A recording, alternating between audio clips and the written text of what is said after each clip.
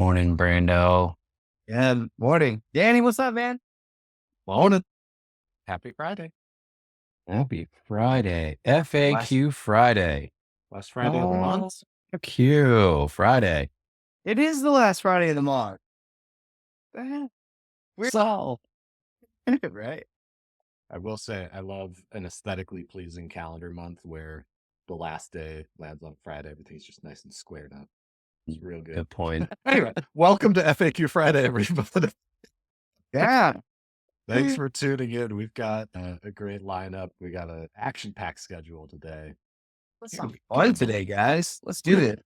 We're going to start off just with a lovely looking install.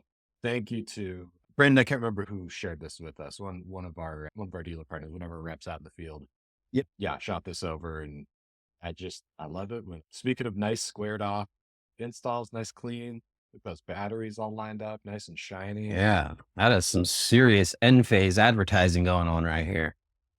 Yeah, absolutely. Homeowner was stoked. The crew was super sweet. They took care of the family really well. You can tell our conduit is painted. We got the black on black Q cells there, conduit across the comp shingle layer there. That's what we're looking for on a solid design. So I like it. Yeah, Good yes, stuff. thank you, Kevin. OCD approved. Yes, indeed. Nice and Tetris in there. All good. I love it. Yeah, looks good. That's real nice. Okay. Well, let's get to our agenda here. First up, GoodLeap TPO. Hello. Got that for everybody. It is in Aurora. So the people who have been doing a little bit more research in Aurora lately have possibly run into it and seen it in the back end. We didn't have a way to hide it behind the curtain while we were getting it all set up for everybody. But yeah, we've kicked the tires. We're ready to just rip this Band-Aid off. So get out there. And if you want access, we do have to turn on your access in the back end. But yeah, just hit up your manager to hit up Andy or Brandon, and we'll get you, or your AE, and we'll get you going. Yeah. Basics that you're going to need to know. We do have a full webinar where we went through the whole slide deck with Emily over at GoodLeap. I'm not going to show you that slide deck here. These are just a quick hits that you know of. Andy, were you going to say something? No, I was just going to say the obvious things on here: FICO 650 plus, income, DTI, PTI, none, right? So let it rip.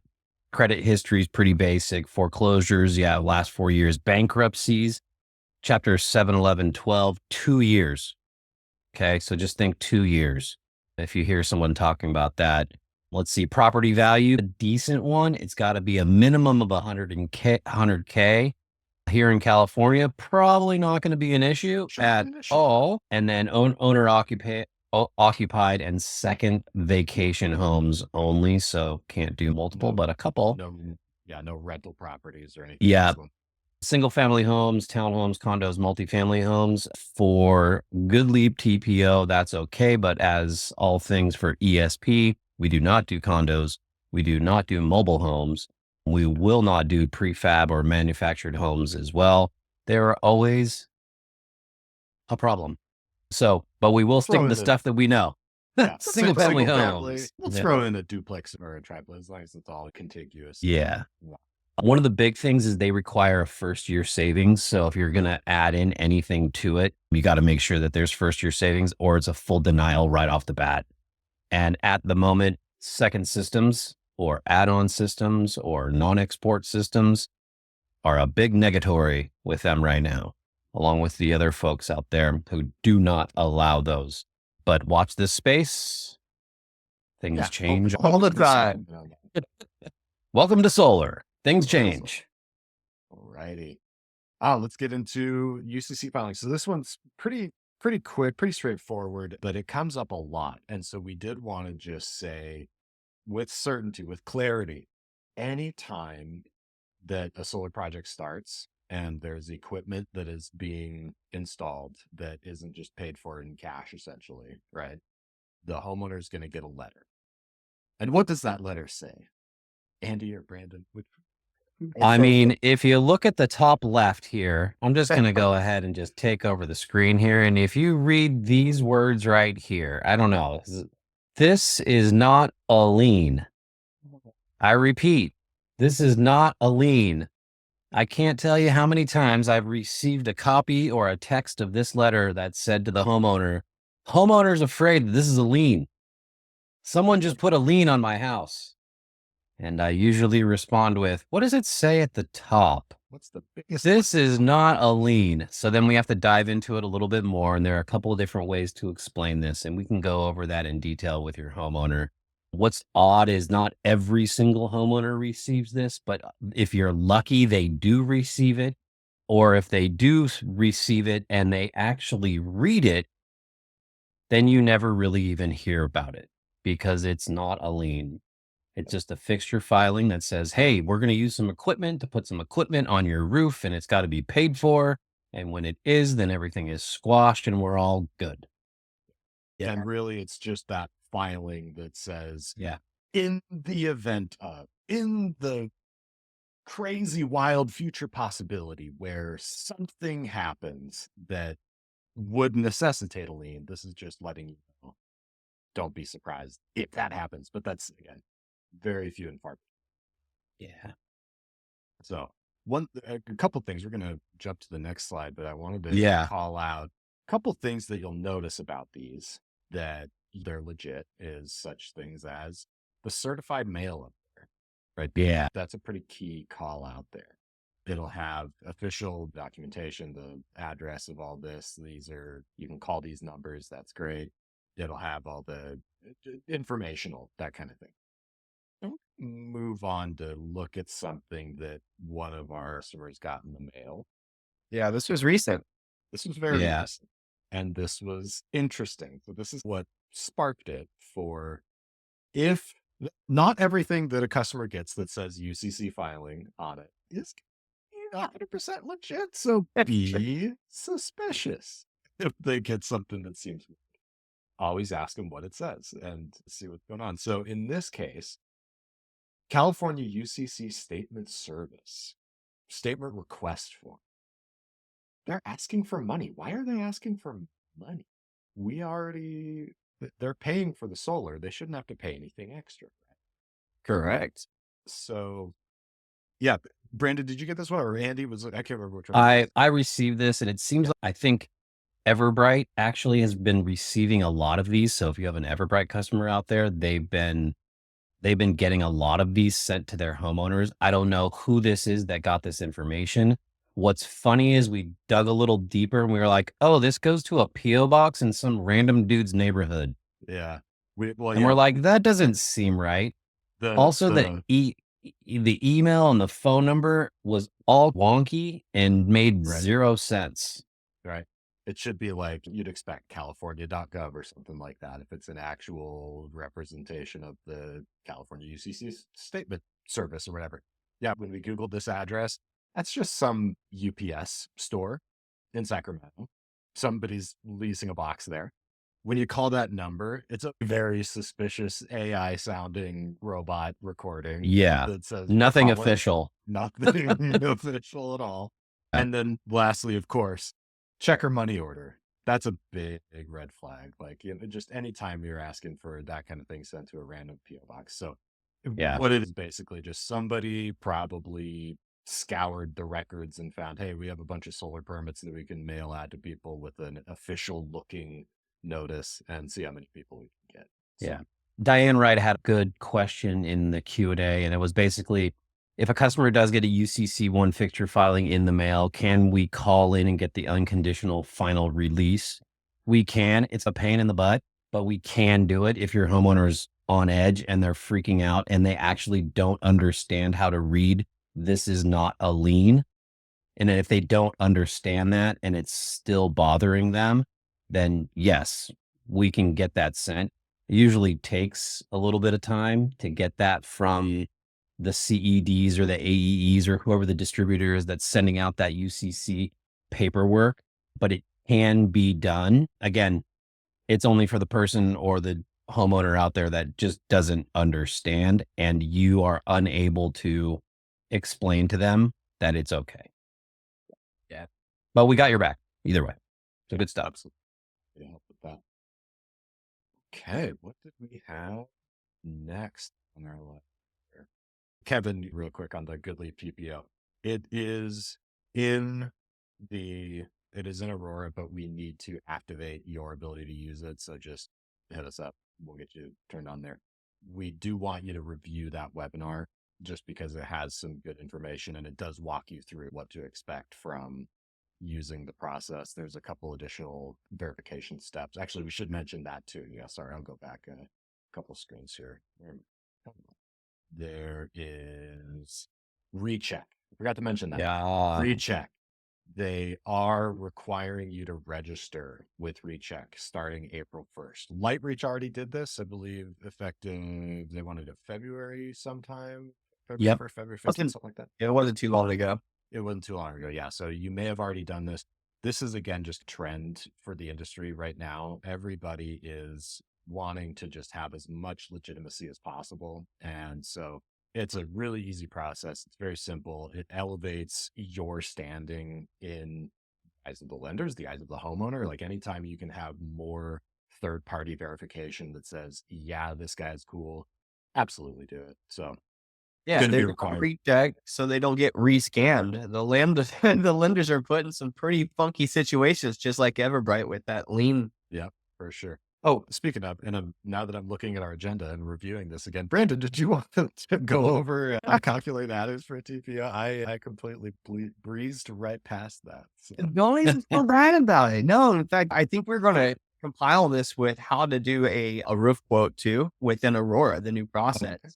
So let me go ahead and take over the screen here and we'll go into Aurora.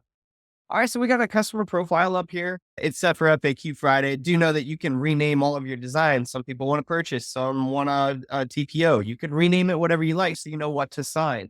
Once it is signed, you can click the three dots. They got this new little feature here that says assign milestone. If this one was sold, you can actually click sold and mark it. That's the hardest thing about Aurora is knowing which one did you sign if you have 5 of them in there.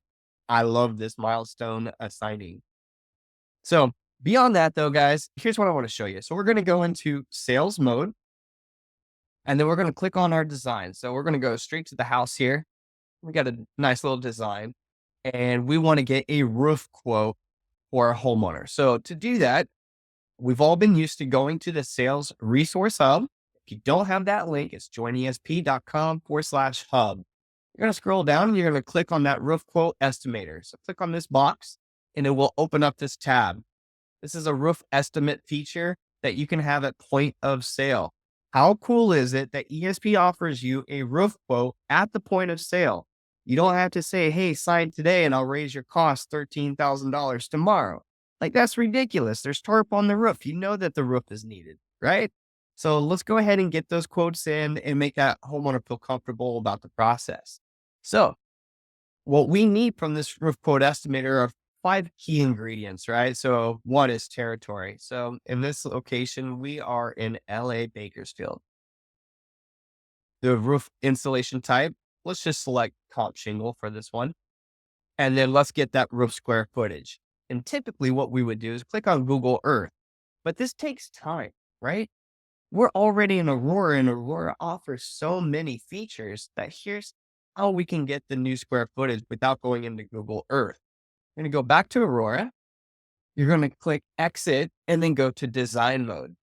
Now, hey, not everybody has design mode capabilities. We get that was our initial stance. But now that we know that maybe it would be nice to know what that square footage is on the roof, I want you guys to go ahead and click request Aurora design access. You're only clicking this button here if you do not have design mode features. Okay. So if that's missing, click on that and we'll get you set up for success. So I'm going to click design mode here. And then I'm going to click on the roof surface that has panels. Maybe we're doing a partial re-roof. If that's the case, we can see exactly what that square footage is because Aurora did all the work for us. So here to the right, we're going to see area. That's a key number here. This is in square feet, and it looks like 1,123 square feet. And then our roof pitch is 26 degrees.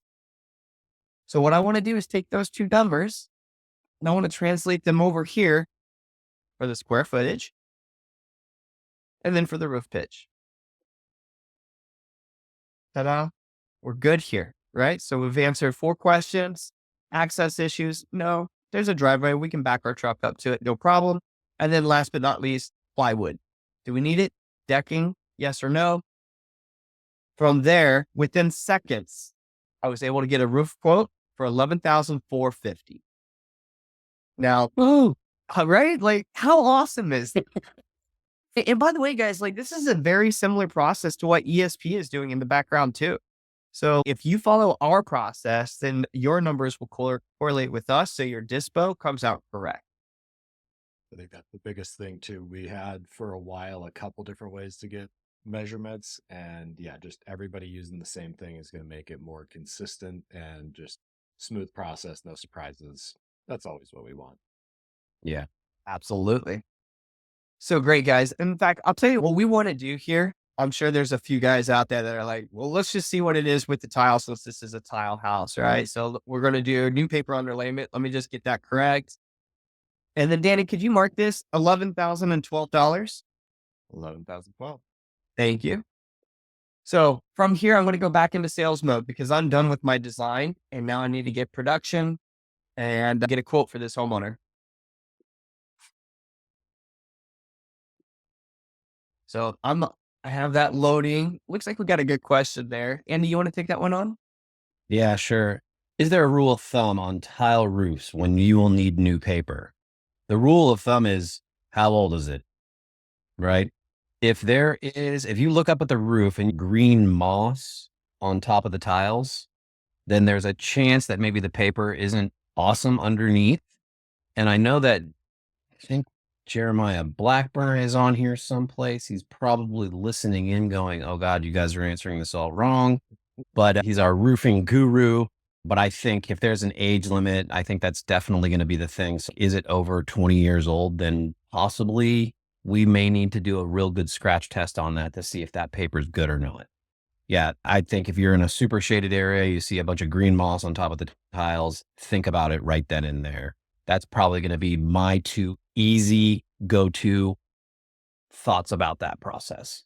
Yeah, and teaser for next time, we're going to have Jeremiah JB back on for a full roof breakdown next. Ooh, that's going to be a good one. Friday. So 2 weeks from now, any roofing questions, write them down, save them. We will be ready for you. Okay. Absolutely. We'll send out a survey. Yeah. So what's your biggest question about roofing? Speaking of roofing, Davin had a great question. Would you only be replacing the one side of the roof? Isn't that just the square footage on that one side and not the entire thing? Absolutely correct. You caught that as Brandon was clicking through. And that's okay. So Davin, for this one, if you wanted to get all the roof surfaces, just make sure you have a design that includes them all and add them up as you go. So I can click on multiple arrays. This one here is 714. And then this area here is 206. So you take the three of these, add them together, you're going to get your new cost. Nice. And JB just answered real quick for anybody paying attention. It's all correct thus far. Yes, I was right. The roofs, the tile roofs typically have a lifespan of about 20 to 30 years. We need minimum of 10 years life left on it in order for us to not do anything. So if the roof is over 10 years old, drop a hint that the re-roof would be needed. If the roof is over 15 years old, maybe start talking about selling a re-roof together with the solar. That would be smart. Obviously, that is a really good deal for the homeowner. So good on you. Thanks, Jeremiah, for correcting me. That's just a taste of some of the expertise you're going to get next time. JB, yeah. Save all this. Quit dropping knowledge on us. Gotta save it. Save something good for next time. Well, here we go. That added cost for the roof was $11,012. So we're ready to get set up for financing. So just to highlight the GoodLeap TPO, here's how you would do that. Choose GoodLeap. And then in the drop-down menu, it looks like all loans, but if you scroll down just a little further, you can see that we have a 0.99, 199, 299, and a 359 option. And yeah, Andy, I love that whole line thing. It's PPA solar, guys. Right? So right here.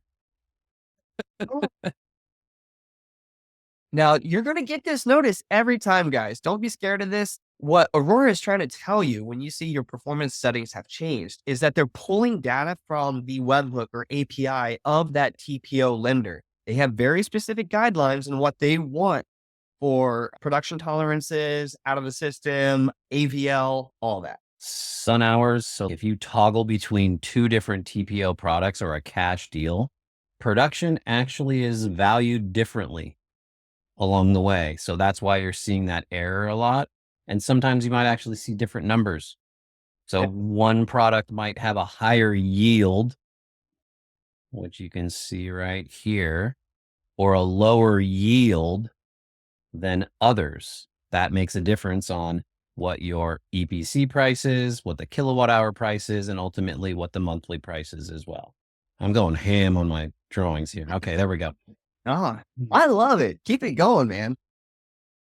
So everybody knows what their quote unquote red line is, right? So let's pretend in this instance that maybe you have a 350 red line and you need to make sure you're in the positive for your job. Well, how do you do that with a TPO product? TPO products do not allow you to add the adders in the system. You have to manually calculate it.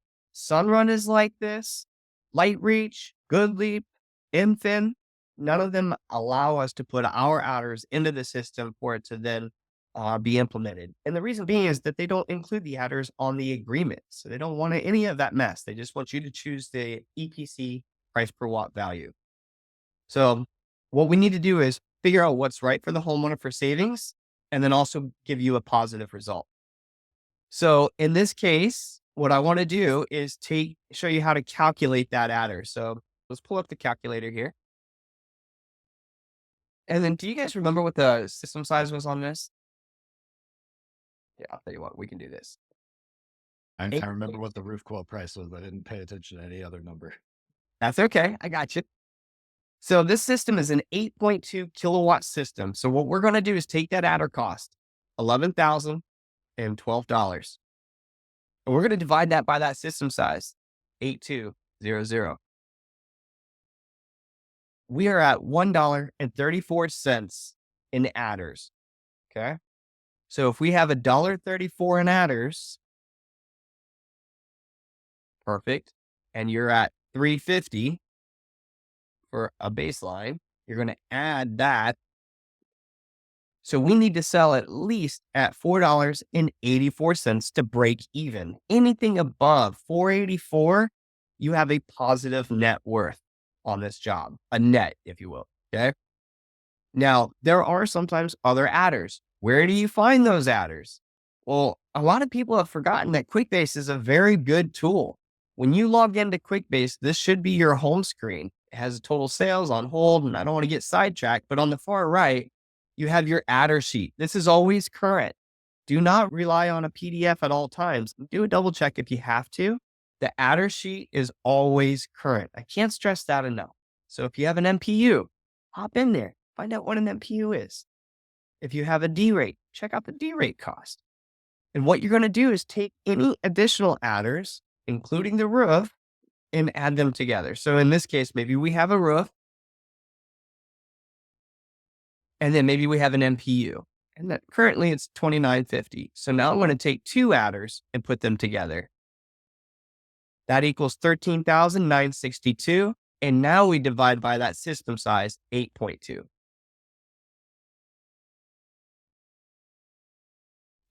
I'm sorry. Oh gosh, 13,962. Sorry.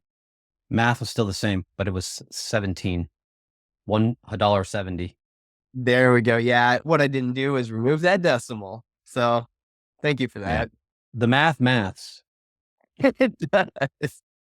So guys, what I would like for you to do is just practice this a few times. Get like second nature, right? Just add your adders together. That's this column. And then divide by system size. That's $1.70. And then now when you go into pricing, so let's go ahead and do that. We'll go into GoodLeap here. And if my red line is 350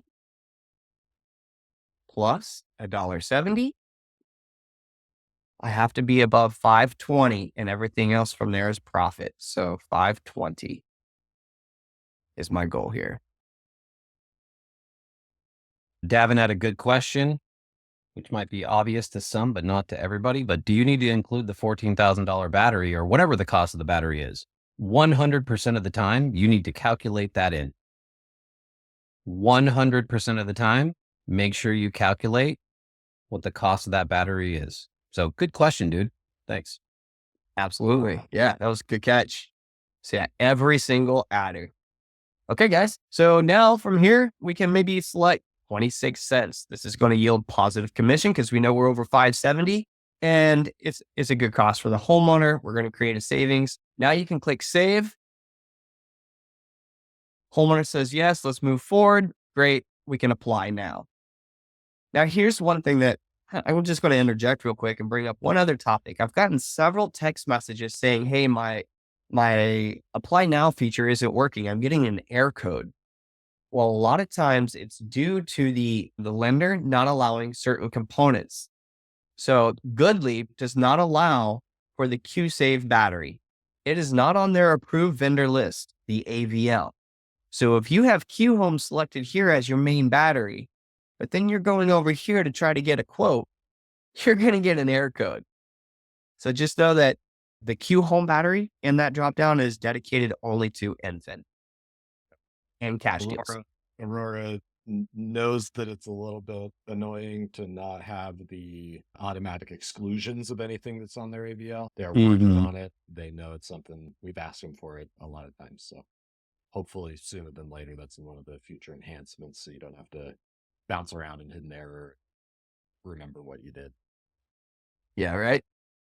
I hope that helps in the understanding of how to calculate pricing. I know a lot of people are in the world of loans for a very long time. And as you learn to gravitate towards TPO, this is just one of the nuances that you got to get used to.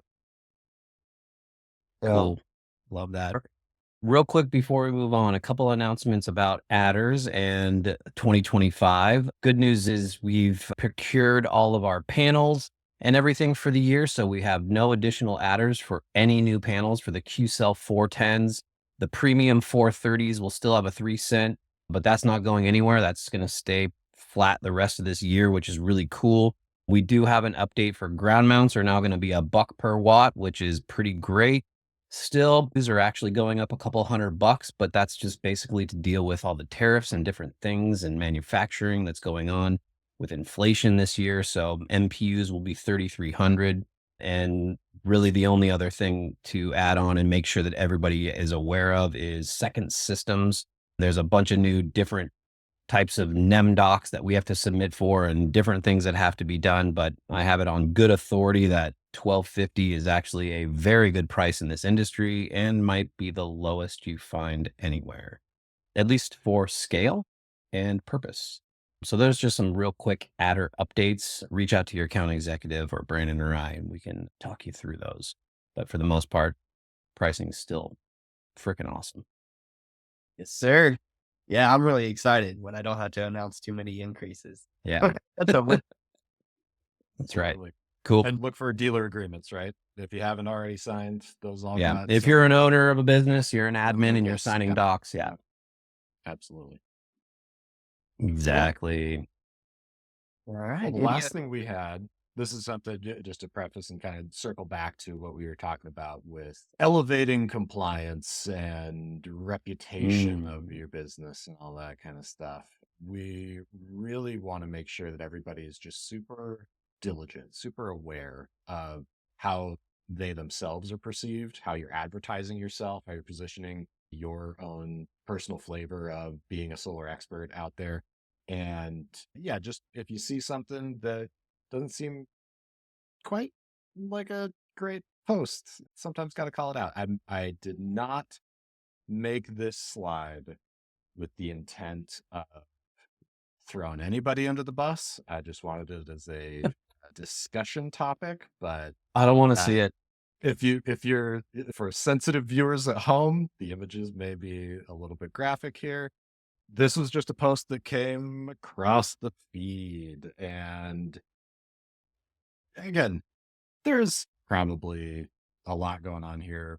We don't know the situation of family or what was going on. There could be backstory. Again, we don't want to jump to conclusions, but it's unavoidable that you are going to jump to conclusions, right? So this is where, again, if you're going out there and saying, my job is to help families, I'm going to do the best thing I can. The first thing, one of our colleagues, I think, said it. If your first customer isn't your grandma or your parents, if you wouldn't sell what you're selling to your grandma or your parents, regardless of their situation is, check yourself, right? And just take a step back there. It's awesome to get out there. And here, I'm gonna stop sharing so we can just look at each other's wonderful. Good call. So again, if you're out there, it's great to be proud of your work, right? It's great to advertise yourself. It's great to say, hey, we're out here hitting the streets. We're out here helping families. It's what we do. It's great. Solar is a great thing.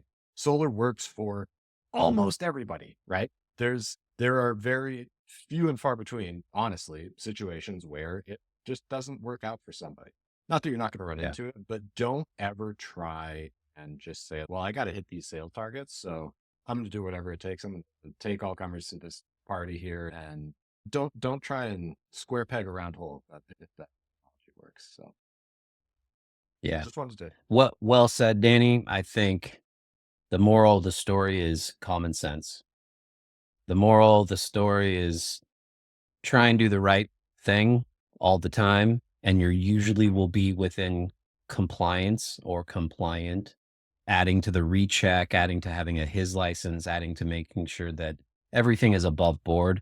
It's one of the things that everyone's looking at a lot closer these days. So make sure you're in the know, you understand, ask questions. Obviously, like anybody who sells a deal that's over the age of 65, you have to do some extra checks. Like LightReach has an extra check. GoodLeap has an extra check. They're going to do an extra welcome call to that homeowner. You're signing that person up for a 25 or a 30-year agreement. That's going to put them in old age. So be ready. And I know I have a gray beard too, so I'm almost in that category. One of my first customers, I think I've told this story before. One of my first customers was in his like 70s or something like that. And he was like, look, the IRS is on my ass. I need a tax credit. Please sell me solar. And I was like, great, you know exactly what you're getting into for the right reason, right? Yeah. I'm not just trying to go in there and be like, hey man, oh yeah, if we get you this. No, we were like, how much is your tax burden this year? I'm going to sell you exactly that many panels to get you just evened out so you can get the government off your back. Isn't that great? These are the type of solutions you should be looking for, right? Don't just try and say, we got to sell this to everybody. We got to get into every home. And yeah, it's great to be hustling. It's great to be proud of what you do. It's great to be advertising everything that's great about solar, but just be aware, be elevating yourself, be elevating your own standards and using common sense groundwork there. So love it. Cool. Thanks everybody. Appreciate your time today. Danny, you've been rad. Brandon, you're the best. It was great, guys. Thank you. Hey, all you out there. Thanks for everything. Yep. Thanks everybody. We'll have this recording out shortly. We'll also send that GoodLeap webinar recording. Let's rock it. March starts tomorrow. March Madness starts tomorrow. Get after it. Let's go. Everybody have a great weekend. Take care, guys.